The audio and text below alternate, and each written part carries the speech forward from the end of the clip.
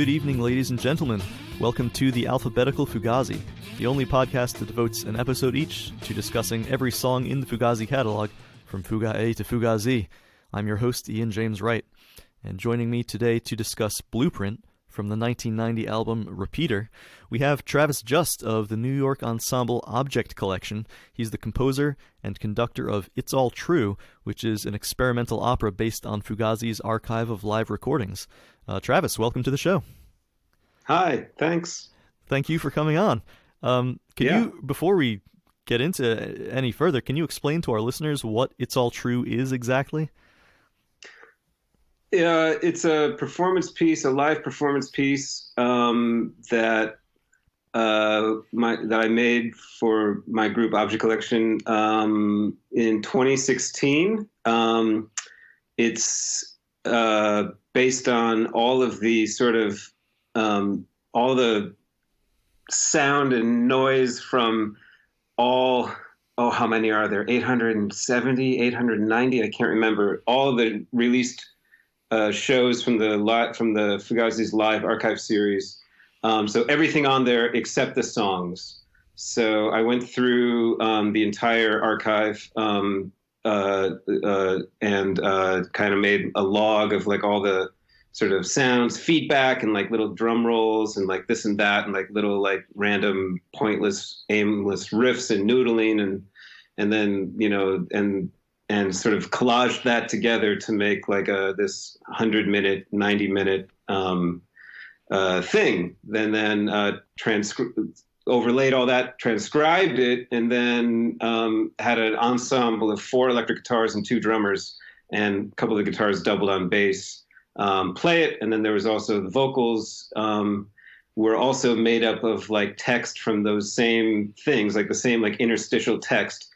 And my collaborator, Carafili, did the exact same process and wrote a script, and based on the random, the things, the hecklings and like pre-concert speeches and all that, all that kind of like back and forth, and made a script out of it. And then then we staged it, and we performed it live a bunch of nights, and we made an album at some point in the last year. It's a foggy couple of years. Right. So. And you're the performers who were delivering the vocal parts were also just sort of engaged in various shenanigans on stage, like It's definitely a shenanigan-based piece. It's staged. I mean, so it's they were just standing there at microphones. In fact, we worked very hard to like avoid like a rock concert like vibe. So they had like radio mics, and they're like running around. They're doing So there's a set. There's lights. It was in a small black box theater. 100-seat theater in New York, and we toured it around a few places. Also here and there, we did actually do it in a couple of rock clubs and a couple of like random spots, but yeah, sort of the full-on production was in like a theatrical space. Before I forget to ask you, you mentioned you had 4 guitars, 2 basses. I was looking back there trying to see, was one of the guys playing a theremin at one point? No, but they do a lot of stuff to like generate feedback. So like they're like because I notated the feedback in really weird ways. So sometimes they're like rubbing the guitar against things, and they're like spinning around and doing this. And there's a dude who they're messing with their pedals a lot to like get all the various like stupid sounds that I asked them to do. So that's the biggest thing I think I was wondering about. So yeah, you mentioned notation. Is how strictly do the musicians follow the music? Like, is there sheet music? Are they improvising at all? What's happening there?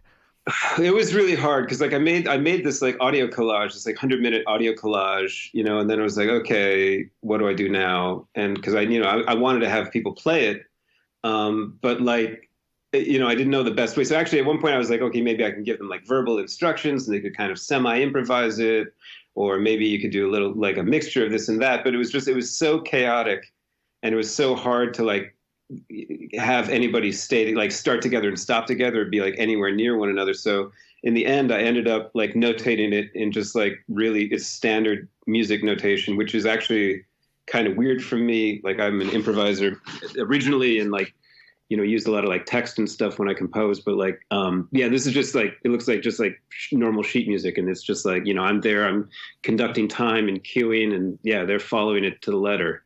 So That's wild. yeah. What's your musical background? Are you classically trained at all?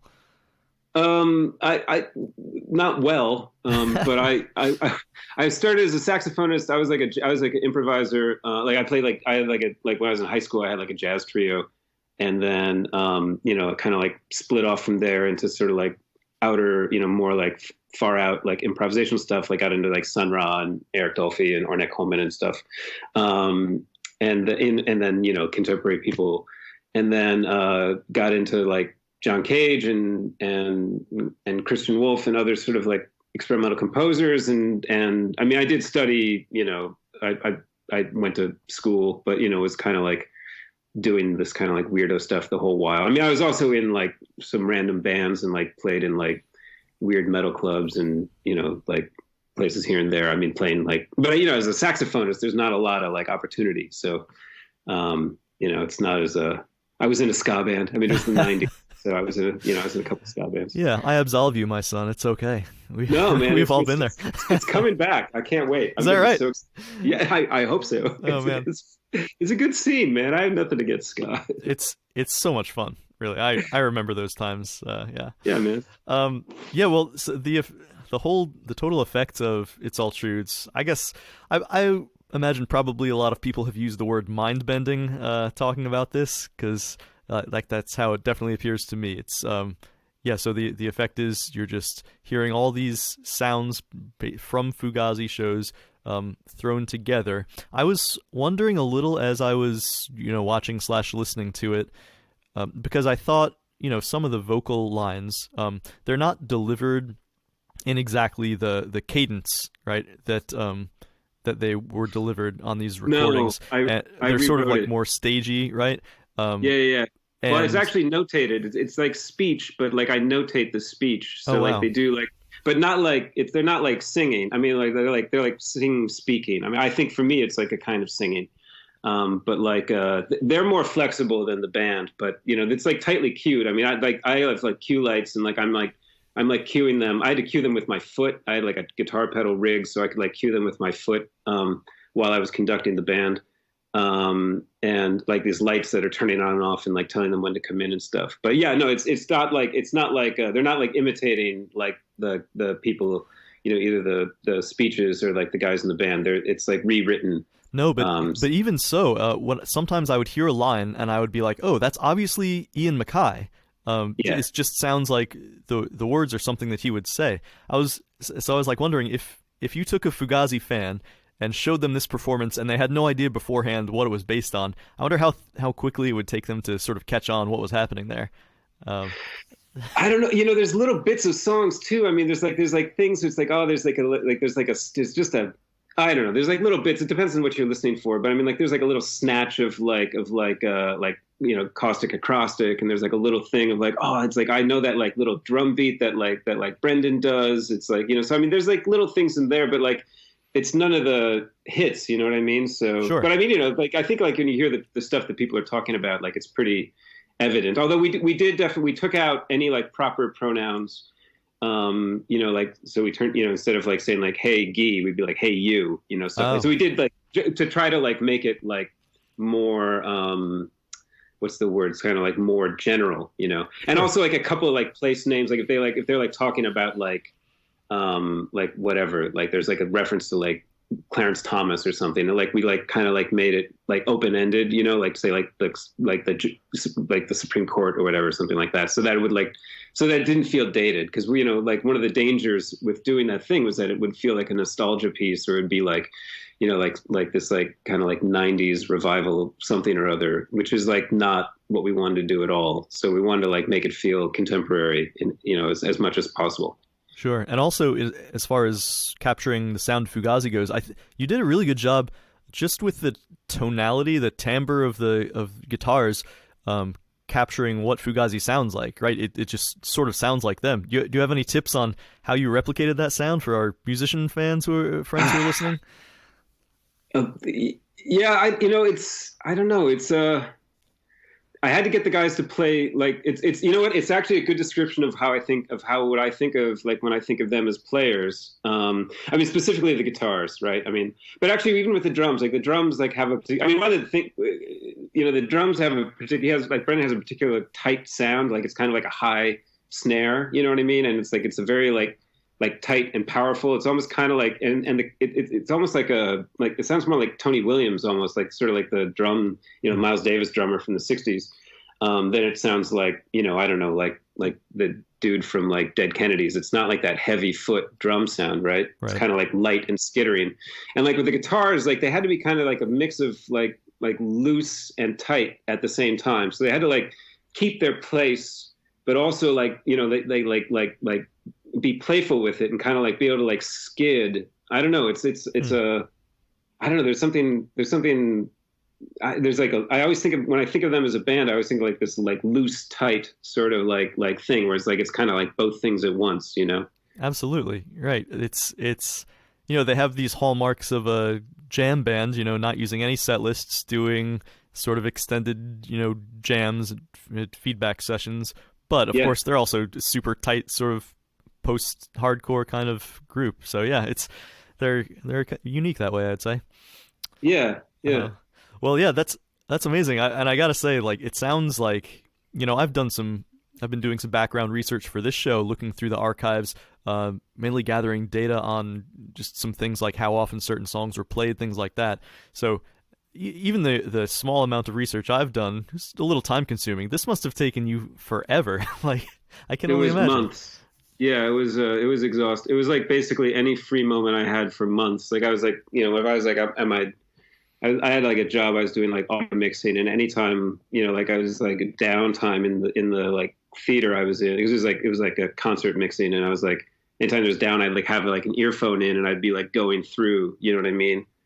And like flagging anything, you know, that like sounded interesting. And it's just like months and months of this. Like, and, you know, anytime I had like, you know, all evening long, I'd be like, well, got to put in 4 more hours of like, you know, going through.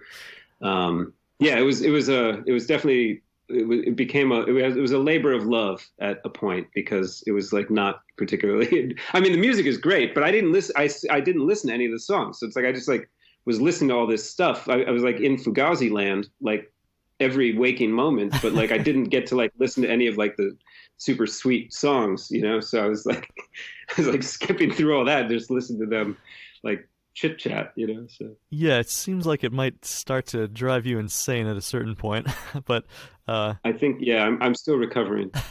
Was this any kind of official collaboration with Fugazi? Did they grant you access to the archives for this purpose?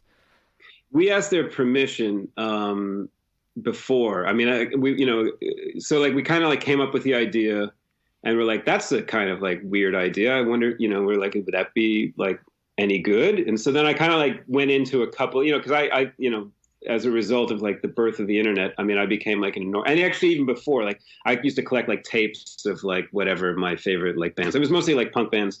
I'm from Minneapolis, so it was like a lot of Replacements, and like whatever, like Clash and Fugazi were definitely one of them. So I had like a bunch of like, you know, concert recordings even before the live series started. And then like, so I like took a bunch of the things that I had and kind of like went in there and sort of like made a test and was like, is this stuff like, would it really result in something good? And like it, you know, I felt like it did, and it was like really interesting. So then I had like a mutual friend that like grew up in DC in this sort of like scene with, and was friends with Guy. He was friends with all of them, but he was like particularly friends with Guy.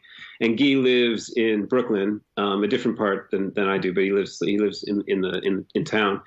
And so once we had like a sense that we wanted to like pursue it, I reached out to them and asked if, you know, if we could do this kind of like weird thing. And they said yes, but they had no idea what we were going to do. They just said, they asked us to not like use the name, you know, as like a marketing tool, which we didn't want to do anyway.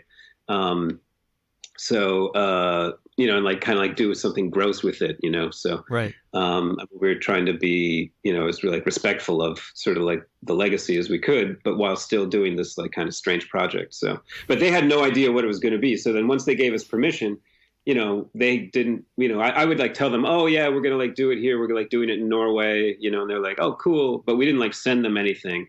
And then we did the premiere in Norway in March of 2016, and then sent them a video. And that was the first time they saw it, was after the premiere. And they were like, what the, I don't know if you want me to curse, but like, what is this, you know? And they were like, then they became very supportive. They were like really into it. And that was great. Yeah, but, I read like, some very kind words from Guy. Yeah, it was really nice. Yeah, all of them. It was really amazing. But I mean, it was like they had no idea what we were going to do. I don't know what they thought we were going to do, but I don't think they thought we were going to do what we did. So taking it back a few steps before we start talking about the song at hand, could you tell me a little about your relationship with Fugazi? Do you remember when you first heard them, or what that was like? I mean, yeah, it was like, you know, it's kind of, I mean, I'm 42 now. So like I don't know, I probably first heard of them in like 1990 or 91, maybe. I mean, you know, just like typical like teenager, like, and I was, you know, like I said, I grew up in Minneapolis, and I don't know, I mean, they kind of stood out, sort of like musically, but also in sort of the, I don't know. I mean, you know, it's what I'm sure everybody who comes on here is going to say, but I mean, they kind of stood out in terms of like what they sort of like represented. And, you know, when you're like 15, 16, that kind of like hits you first is like, oh, these guys like, they have like a message, you know, like, wow, you know, that's really something. But then like, you know, and as I got a little bit older and kind of like was more and more, you know, committing like my life to music, for better, for worse, you know, I kind of stopped listening to a lot of stuff that I listened when I was a teenager, but like I kept listening to them the whole way through. Cause I mean, you know, there's like a lot of like musical depth there. I mean, it's so, you know, like even like when I, you know, was like fully into like whatever, like outer, you know, like experimental music, like I still like would, you know, check out the new albums, and, you know, it's always like listening to them the whole way. I mean, there's, you know, I mean, they're just like, they're a fantastic band. I mean, like, as everybody knows, but I mean, like, there's just like a lot of depth musically, you know, and like lyrically also, of course. Yeah, not to mention plenty of material, right? They have a lot of albums, and as you well know, plenty of live recordings to keep you interested, right? Yeah, and it never fell off. I mean, it's like they were like just so like great, like all the way through. And I mean, you know, it's like that's difficult for like most like rock bands, you know. Absolutely. Well, without any further ado, let's talk about the song that we're discussing today. So Blueprint, so in the sequence of this podcast, we're going through the catalog alphabetically. This is the first song in our sequence from the album Repeater. Was that, so, I mean, if you got into them around 1990, that might be the album you were first aware of, possibly? You have any... Possibly. I think it was, I mean, you know, like Waiting Room was like, that was like the jam, you know. I mean, like, sure. It was like around, I mean, I know that song had been around for a while, but I mean, like, you know, stuff didn't travel as fast in my, you know, at least in my circles, like as it does now. So I mean, it's like, you know, and it really was like an underground, it was like underground, you know. So you had to like meet that one kid in school that was like, oh man, like check this out. It's like, oh yeah, you know, it's like it kind of like trickled, at least for me. You know? And I mean, you know, I wasn't plugged in at all, you know. Like I was like, you know, I didn't know like anybody involved in sort of like culture or anything, you know. I mean, like I wouldn't even know what that was. So, but I mean, yeah, I think it was Repeater. It might have been Steady Diet. I guess that's 91, right? So, yeah, it would have been, I don't know, but also like Repeater was like, I heard a lot. I mean, the song, you know, I don't know, man. It was a long time ago, so I can't really remember. But yeah. Yeah, I mean, it was kind of the same for me. Fugazi pulled me into the scene. I didn't know about them from already being in the scene. So yeah, I have a feeling that's the case with a lot of people. You know, hear about them by word of mouth, and it introduces you to a larger world. Also, the song Blueprint. I mean, you've spent a lot of time looking at the live archives and stuff. Would you have a wild guess about, you know, how this ranks on their most played songs charts? It was pretty heavily played, like 90, 91, 92. I think it falls off a bit, though. I don't think they do it as much later on. So, I feel like I'm like on a game show, like the weirdest game show. Yeah, I'm gonna say, I'm gonna say like it's kind of middle of the pack.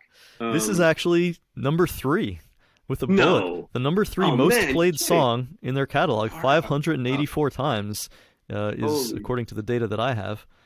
Yeah. It's the most played song from Repeater. Yeah, Well, they debuted it live in 1989 in November. well, it's old. Yeah, that's right. Yeah. Oh. This is also, by the way, it's not only the first song that we're covering in this podcast from Repeater, but it's the first song where Guy takes the main vocals. So going back to talking about Guy for a second, I mean, I would love to take just a minute to express my general Guy appreciation here.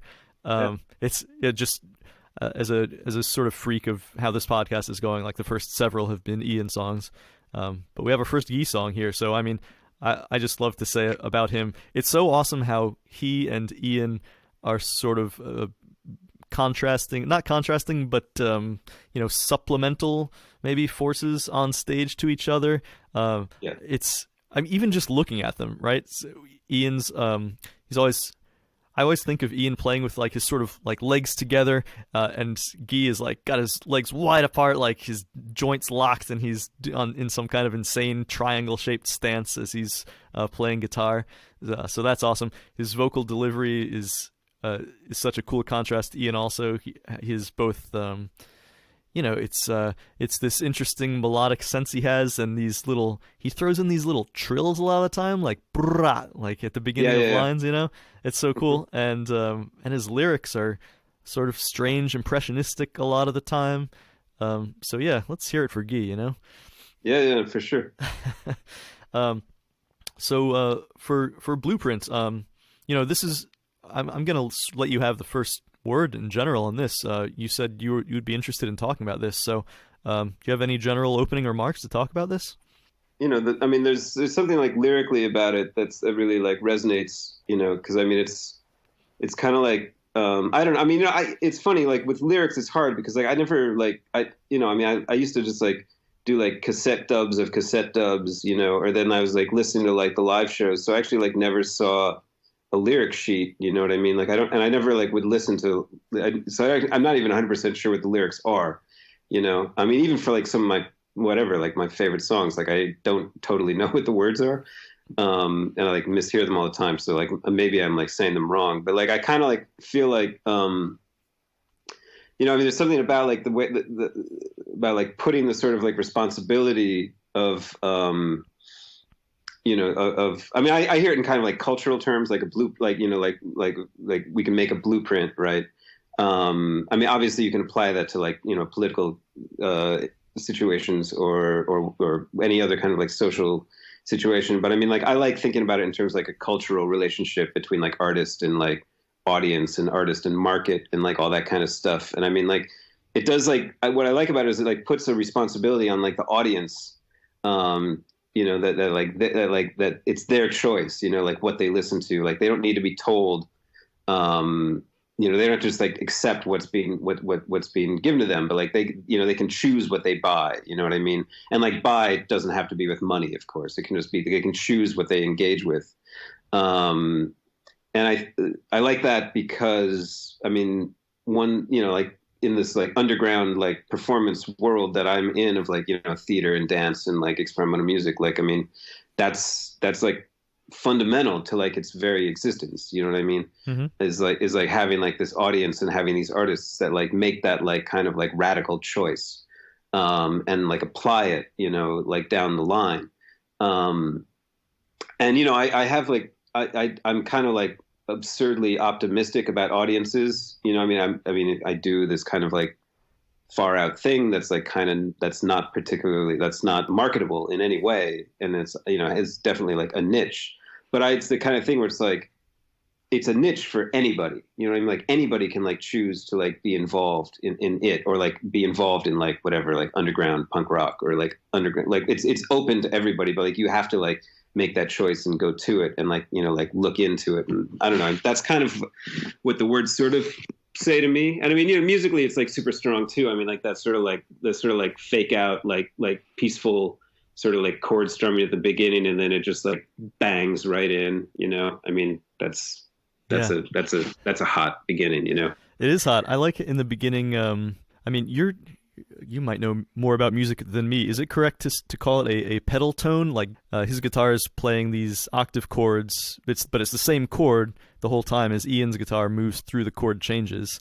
I think they call that a pedal Yeah, tone. I guess so. I think I don't know. My terminology is really bad. Like I said, like I didn't pay a lot of attention in music school. Yeah. But I mean, like, but yeah, it's something like, yeah, I mean, like it's definitely like one of that. I guess that also, I mean, it'd be worth noting because I mean, this is when did Guy actually start playing guitar on stage? Like, was that sometime in 90 or was he already doing it in 89? It took a while, right? That's a good question. I don't know the exact date. I'll have to look into that. I forget exactly. Maybe it's not that long, but like I know that definitely like you listen to like those 87, 88 shows. God, I don't think he's not playing guitar. You know, like Right. There's a point where he like picks up guitar. Anyway, so I'm not 100% sure when that happens, but it's a nice trick though. Like it's as far as Guy and Ian being nice counterparts to each other, I guess, is, you know, Ian's often sort of like chugging along with some kind of like sort of chuggy rhythm guitar part, and Guy's doing this whacked out melodic wailing lead part. That's not always, but that's the way I think of them interplaying a lot on guitar. Yeah, and they kind of like I mean, it's true actually. I never really thought about it that way too. But I mean, they're kind of like the guitar playing kind of mimics their vocal styles too. I mean, like Guy is always like swooping. He's like never kind of like he's like always like coming into or going away from a note. You know, he's not like and Ian is usually like bang bang bang bang bang bang bang bang bang bang bang bang bang. You know what I mean? And which is great. I mean, they're both like fabulous vocalists, and I mean, they're good loud, they're good soft. You know what I mean? Like it's not like neither, but I mean, like there is kind of like a little more like it's very distinctive. You know what I'm saying? And like it does kind of like mimic the sort of like guitar approach. So, yeah, absolutely. I mean, I don't know. You know, it's like it's hard sometimes in those. You know, when they're like both like going full on in the feedback stuff, it's hard to like pick out. So I mean, that might be like a different like figuring out who does what. Although I think like. What did Guy tell me that like Ian didn't use any effects? Yeah, right. Right? Like did he use no effects pedals? He just used the Marshall. Actually, that was funny because like all the guys in my band, like all the four guitarists, they all use this is going to be the most tedious off I want to get into the gear, man. I want to get into it. They all use like Roland, like Roland amps, and like when I told, you know, because like it was like we played in like smaller venues, you know, because it's like a theater stuff. I mean, like it's 100 seat, 200 seat. We're not playing in like 2,000. You can't use a half stack there. Yeah, so it's like, and like I told like Guy that, and he was like, "Oh man, we always use Marshall." It's like, oh, you know, I was like, oh, I felt like I offended him, you know. It was like, but then the guys in my band I talked to, like, yeah, well, you know, Marshall, it's because they're like filling up these big rock clubs, you know. So, yeah, it was a funny thing. But yeah, I don't think Ian used any effects, and I don't know that Guy really did either. Yeah, we've talked about this on the podcast a couple times. As far as I know, yeah, Ian didn't use any effects. Guy usually had one distortion pedal, like an MXR Distortion Plus, yeah. I think it is.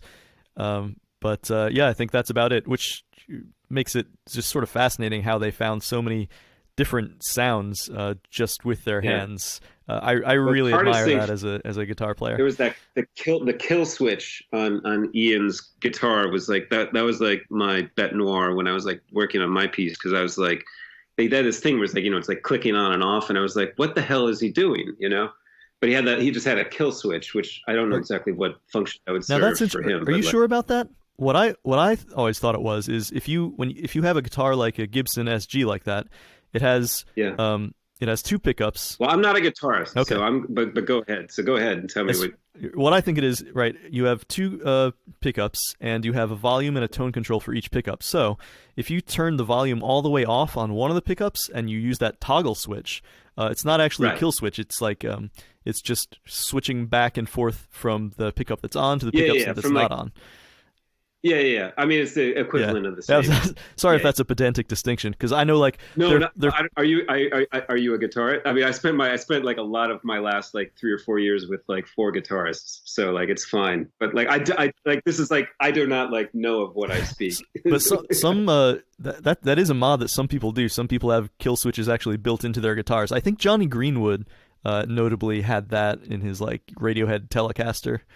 Yeah, it's a pretty cool little mod to do. I've thought about that a couple times, but I've never gone for it. Yeah, I mean, one of the guy who had all of that material like had that. But I mean, the guys I work with, like they do like they have like their like technical metal bands and like their like whatever rock band, but they also do a lot of like contemporary classical, but like with electric guitar. You know what I'm saying? And so like there's a lot of like. And actually, a couple of them are like, build their own pedals and stuff. So there's a lot of like modding going on. In I don't know what you guys do. I mean, it seems like I wish I played guitar. You sound like a bunch of guys I would like to hang out with. Yeah, they're all right. Yeah. I guess going back to the lyrics for a second, you're talking about consumerism. One thing I'd just like to point out, because it's clear that the song is about consumerism, right? We get to that. That last big sort of sing-along chorus, never mind what's been selling, it's what you're buying. It's a little unclear to me, as is the case with a lot of Guy songs, what exactly it's saying, but I do like how, it starts out, he keeps using the word I and you, and there's this whole dynamic that if you're listening to it for the first time, you're wondering what the song is about, and then, so it's the whole way through, and then finally down at the end like that, never mind what's been selling, it's what you're buying, you kind of think, oh, this whole time it's been about something about consumerism. Like you said, maybe the relationship between the consumer and the person selling something, maybe also between, to bring it more into like Fugazi's, something they dealt with all the time, the relationship between somebody who's selling something and some larger entity who wants a piece of the action, like record labels, not to put too fine a point on it. So that's, I think it could be about both things at the same time. But there's this, I'll share just a quote from Guy. There's this punk history book, Our Band Could Be Your Life. Oh, sure. Yeah, so to quote him from that, he says, "The power of no. Man, that's the biggest bat we've ever wielded. If it makes you uncomfortable, just fucking say no. It's made life so much easier for us. It just slashes through all that crap." So that's one of the things that this song, plus a bunch of others like Merchandise and Cassavetes, it's like, it just reinforces, yeah, you can say no. You don't have to engage in the kind of consumerism that other people want to engage in. You have the power of controlling your own assets, be that your money or the thing that you're making, choosing to buy, choosing to sell, choosing whom to buy from, choosing whom to sell to. Yeah. No, for sure. And I think one of the strengths, I mean, you kind of alluded to it, but I mean, like one of the things that they're so, that makes the stuff like still resonate, like, I mean, 30 years later, is like, that it's like, it's not overly specific. I mean, it's like, it's incredibly specific. I mean, obviously it's coming from like their own experience, but like, I mean, it can scale up to, political like environments that are like, that can be like relevant then or relevant now, or, like cultural situations. I mean, like it's open to a lot of different like arenas, and so I think that's one of the reasons why it still, retains its power. That's a great way of putting it. It scales up. Absolutely. I agree. So that sort of brings us to ratings. Do you like me? Do you like me? Do you like me? Blueprint from Repeater. Could you rank that from, say, 1 star to 5 stars, just purely in the context of Fugazi songs, like from your least favorite to your most favorite Fugazi songs, something like that? Where would you put this one? Man, it's hard for me. I'm not I don't want to like be difficult. I'm not a big ranking guy. No, that's fine. But it's even hard it's particularly hard with them because like I don't like, there's not like songs of theirs where that like are particularly weak, so like I don't even like, I mean, again, like having like spent so much time with their catalog, like they're not like really like down points. So I don't even know that I have like weak songs, like even even like along those lines. I mean, I will say like this, it's very dramatic, so I mean like it's I mean, it's like I say with like, that's like slow beginning, the big like sort of like kickoff. I mean, they would like milk those like opening chords, live, for a while. I mean, they also just use it to sort of like catch their breath or whatever.